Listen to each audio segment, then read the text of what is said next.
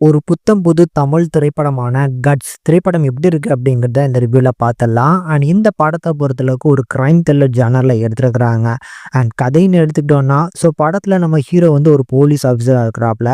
சின்னதா ஒரு குடும்பம்னு சொல்லி ஒரு பீஸ்ஃபுல்லான வாழ்க்கைய வாழ்ந்துட்டு இருக்காப்ல. அப்படி ஒரு நாள் வந்து பார்த்தீங்கன்னா, நம்ம ஹீரோவோட ஸ்டேஷனை ஒட்டி ஒரு கேஸ் வருது. ஒரு திருநங்கைய கொலை பண்ண கேஸு.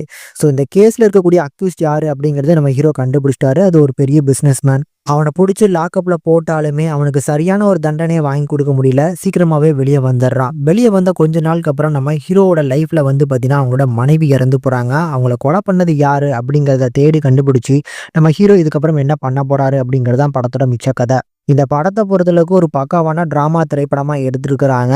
படத்தோட ஸ்டார்ட்டிங்லயே வரக்கூடிய ஸ்டோரிலாம் என்ன ஒரு கான்செப்ட்க்கு வந்திருக்கு அப்படிங்கிறத கிளைமாக்ஸ்ல தான் எக்ஸ்பிளைன் பண்றாங்க.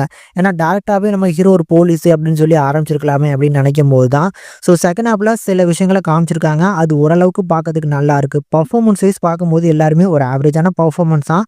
ஆனா இந்த கதைக்கு ஏத்த மாதிரியான ஒரு நீட்டான பெர்ஃபார்மன்ஸ ஹீரோ, ஹீரோயின்னு சொல்லி வரக்கூடிய ஒவ்வொருத்தருமே நல்லா பண்ணியிருந்தாங்க. அதனால முடிஞ்சா ட்ரை பண்ணி பார்க்கக்கூடிய ஒரு ஆவரேஜ் வாட்சபிள் முடிஞ்சா ட்ரை பண்ணி பார்க்கலாம்.